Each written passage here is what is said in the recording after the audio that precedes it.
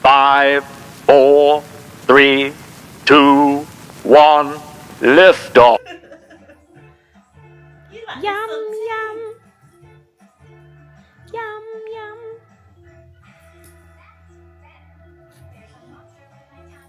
Really, you know? I didn't get much.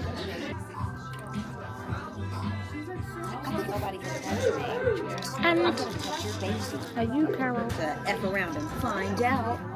Do not touch the nephew. Back up. And don't know Thank you. Thank you so much. Thank you, Jonah. Thank you, Mommy. Yay! Woo! Burr.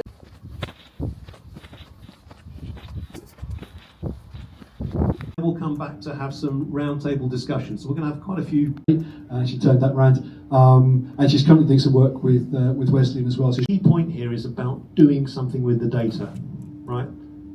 As some of my old colleagues in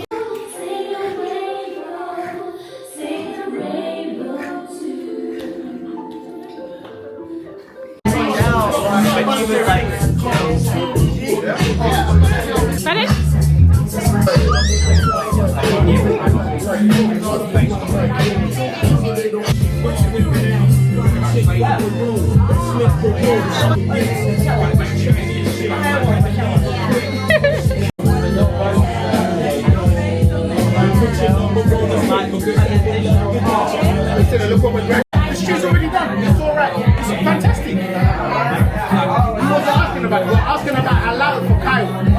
Why are you being so See? Come for yourself.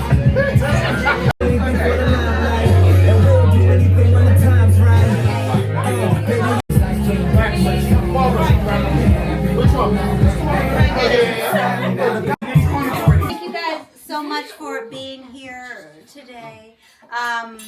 You all are here for a reason. You've been a part of my life in some way, shape, or form. If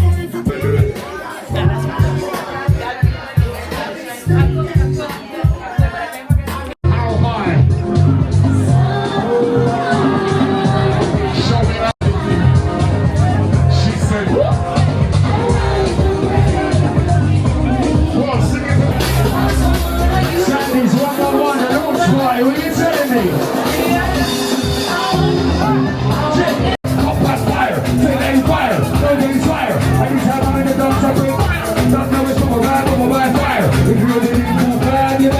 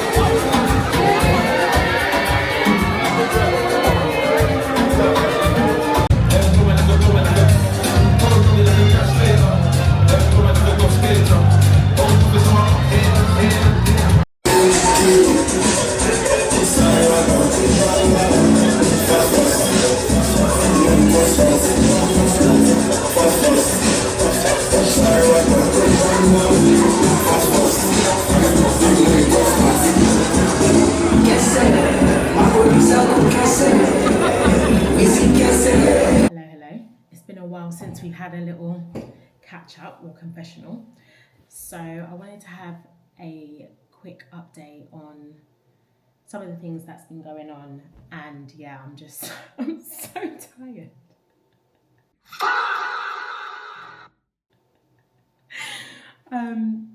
But yeah, I wanted to have a quick catch up on some of the things that have been going on and kind of recap on some of the things that you've seen in this video as well. So what's been going on? So I had a couple of nights on my own because Joe went to Manchester for work. So I had 2 nights, I think, on my own. And initially he was like, oh, how do you think you're going to feel? And I was like, yeah, I'm going to be fine. It's basically a case of whether Jonah wakes up at night, and I wouldn't know how to deal with that because it hasn't happened in a while. But usually the days, as you can see, I do the days mainly on my own, and when he comes back, he'll either do bath time or bedtime, or we do a night feed. So what we were doing is we were doing something called like a dream feed. So essentially we'd put him down between 7 and 7:30, and then we wake him up at say 10:30, anywhere between 10:30 and 11, wake him up like full lights on, white noise off, change his nappy, and then give him a bottle and put him back down to bed like after he's been burped, and he'll usually stay down till anywhere between 7 and half 8. So we were doing that, and essentially I was just getting on with that. But as of yesterday is the first night where we've decided to try and drop out the dream feed now. Essentially how it's supposed to work is if they are having 3 meals a day and whatever in between, but like 3 solid meals a day, then it's kind of like you should be able to hopefully get them to sleep throughout the night. So yeah, we tried that last night, and initially we were a bit like, we're not sure if it's going to be successful, but it was for the first night. So we're going again today. And do you know what? We were kind of didn't want to drop the dream feed straight away because it was working for us, like giving him a feed and putting him down and he sleeps that time. It worked for us because we would go to bed usually after the dream feed and then at least get 7 to 8 hours sleep. So yeah, we've decided to try and drop that and see how it goes. And we decided to do that now when Joe is not working, as he's taken time off over the Easter holidays. So I was like, I'm happy to do it, but I want to do it when both of us are home so that if he does wake up, it's 2 of us, we kind of know how to settle him. It's kind of weird because he's that type of baby. He doesn't rest on us. Like, he won't put his head down and like put his head down on you and rest. So it makes it quite difficult to like soothe him in the same way. Like when I was breastfeeding, it was like, okay, if you're stressed, you know, comfort the boob, the chest, whatever. He just doesn't chill that way. Which is news to me because like when I used to look after my nephew, I could just like hold him and like cradle him and rock him. He doesn't want to be held. He's trying to push himself off you. He's like, get off me. This is not great for me. So I'll let you know how that pans out.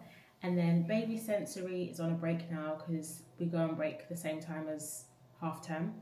So I have signed up for the next term. I think I want to keep going up until he's 13 months. That's essentially when they make you graduate from the class. Like, you can stop at any time basically, but there's like a graduation period, and it's usually if people take the full year out and they're going back to work, then that's when the kids will graduate, or they can graduate at a different time, end of term, depending on when you're going back to work. So I am really enjoying that. I feel like he's really engaged in those sessions, and it's a nice way just to meet up and see your friends. Speaking of which, after the last baby sensory session, me and 2 of my friends that I met through NCT, we went to Lakeside, and Jonah had not napped the whole day. So he was up from, I think, 8 that day. No, he was up from early. No, he was up from 8. He didn't nap. Baby sensory was at 11. We've gone to baby sensory, and normally when we come home from baby sensory, it's probably about a 10-minute drive from home. He would come home, get him cleaned up, and he'll just go to bed and have his nap. So we decided to go out to eat, and I didn't want to be held back from not going like to lunch. So I decided to drive down to Lakeside.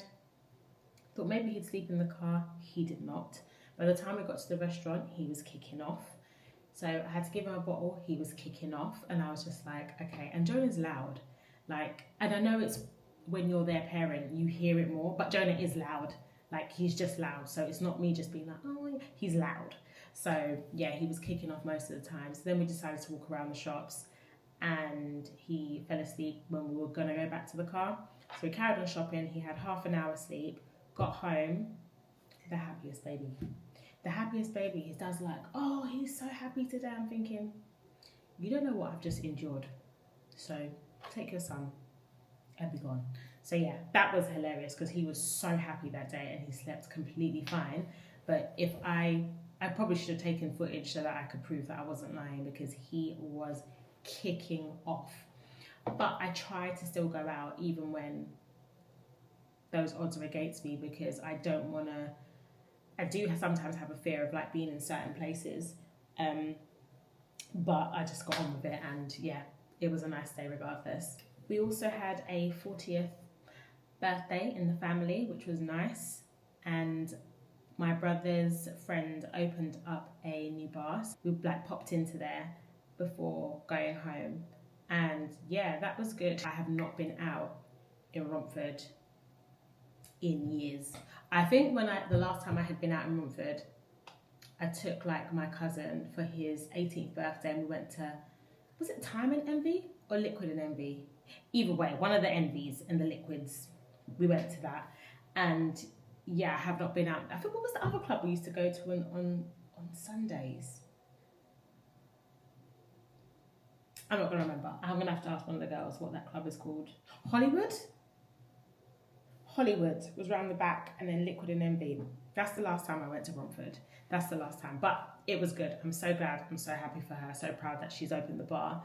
And yeah, it was a good vibe, but it was just bringing back so many memories. My dear friend from school got married, and that was lovely.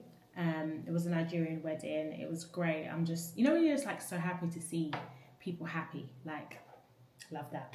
So yeah, that was really, really good as well. And there was a theme. So if you didn't buy the material to wear, then you could wear gold, or they asked us to wear gold, brown or white. So me and my friend went and we wore brown. Yeah, it was a good time. They had, yeah, a lot going on, like the entrances, the food, yeah, the Tin Man. I think I'm going to add a clip. If I haven't done already, I'm going to add a clip of me and this silver guy getting it on the dance floor. So yeah, that was a really good time as well. Lastly, on the work front. So I know I said in the last vlog that I hadn't been recording much because I felt a bit overwhelmed, and I'm happy to talk about it because, yeah, I don't know what it was, but I was looking at job descriptions, and that day, I don't know what was up with me, but I just felt overwhelmed, like reading them. I don't know why. I just feel like maybe it's the reality of knowing that, okay, you're going to have to go back to work, and initially I was looking forward to going back to a familiar space, like becoming a new parent. In many ways it doesn't feel familiar because it's not something that I've done before. So I think having the familiar things around you, or in my case around me, was something that I was looking forward to. There have been a lot of changes at work, so I know I wouldn't have been going back to complete familiarity, and I don't know who would have still been there and stuff like that, but it was just like an element of life that you feel you're going to be able to return to when all this change is happening. So I was reading the job description one day, and I just got really upset. I was just a bit like, oh man, like I have to do this now. Like I have to prove myself and, you know, all of this jazz, when I felt like I kind of had done that already. So yeah, I felt really like a bit bummed that day. So I decided to go to a complaints event, and, you know, I was invited on LinkedIn, and I shared it with like people that I used to work with, and I decided to go. They couldn't make it, so I ended up being there like on my own, but that was okay as well. And I enjoyed the event. I just think I felt a bit like, I'm glad I did this because I really want to understand and navigate if that's something that I still want to do. And if it isn't, like, how do I pivot now from having that experience and figuring out what's transferable and like what I could do next. So I think it was just the reality of getting my head back in the game. I just felt a bit like disheartened about it, but I'm glad I went to the event anyway. It was kind of like they had different speakers, and then the way they set up the room, the people that you were sat with, you might have had like a chat about what we all do, or like a case study. And I'll be honest, like for a second, when it was like everyone was talking about what they do, they were like, so what do you do? And I was like, I froze a bit, because I was like, what do I do? Like, am I talking about what I do now, or like what I've done before?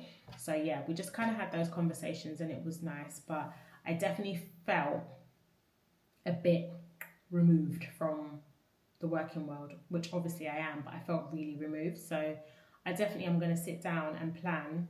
I think what I need to do as my first step is actually like look back over my time at work, my experience, and break down what it is I've done over the years, and kind of just really interrogate what I really enjoyed and what the challenges were and how I overcame them. I think that's just my first step for me, just to like remind myself of what it is that I've done, and you know, just get my head into it, because I'm not gonna lie, every day I'm singing nursery rhymes, I'm doing baby chat, and I don't mean like physical, like goo goo gaga. I'm talking to a baby. Do you know what I mean? So I'm going to baby sensory classes with props and stuff like that. So I just need to get my head back into it a little bit. But yeah, I feel like, again, it's been one of those, there's been so much going on that I haven't been picking up my camera, even though I do bring it with me. And there's so much more I could vlog, but equally I like to keep some things, you know, just keep my things to my things. But yeah, it's been really nice. And do you know what I forgot to say about the wedding as well? What was really nice is that because it was someone I met from school, there were people there from school that I've just not seen in years. And it's just been really nice to see people and see, like, just catch up with them.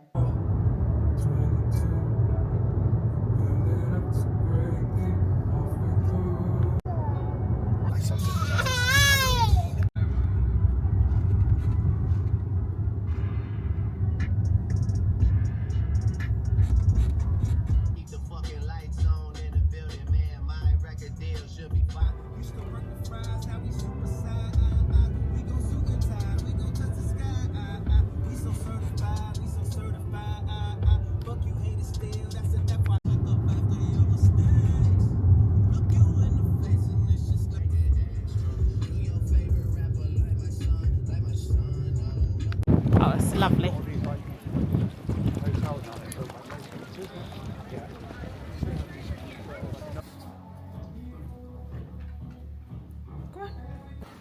So guys, we're back in Battersea, and we used to live like in front of that circle building, and we came to visit our neighbours, and they are staying in the most beautiful place. Not going to share, but it's a lovely Easter Sunday. You know that, do you remember when you used to walk down from here, is if you're walking towards Sloane Square, you got Chelsea Oxford Road, or Oxford Road at that, on the corner. Because we don't really have many coffee shops. And then this, you sort of back over again. Do you care for the cans?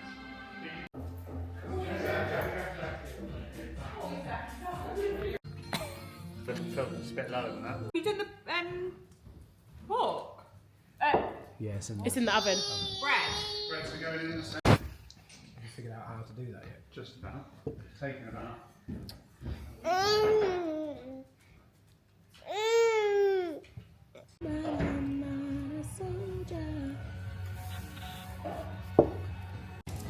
You got me to come under the table. Ooh, that looks nice. So after, you have to wait for it to cool down. It's just been boiling.